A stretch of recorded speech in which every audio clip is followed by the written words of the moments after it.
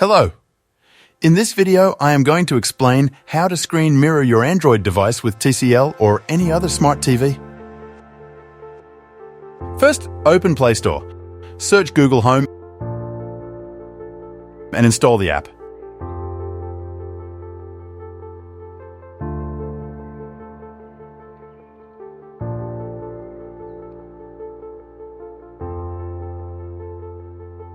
Once it's installed, open the application and do as instructed. Choose your Gmail account. Allow nearby devices so that the application could detect your TV, and allow Bluetooth. Now the application will search for nearby devices. Wait for a while.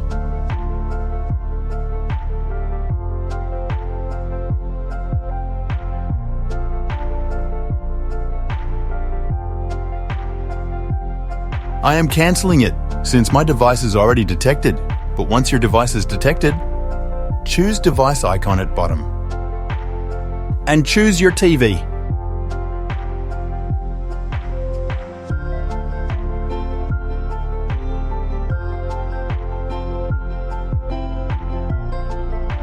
This is it, guys. Hope this video helped you. If it did, please subscribe and like the video.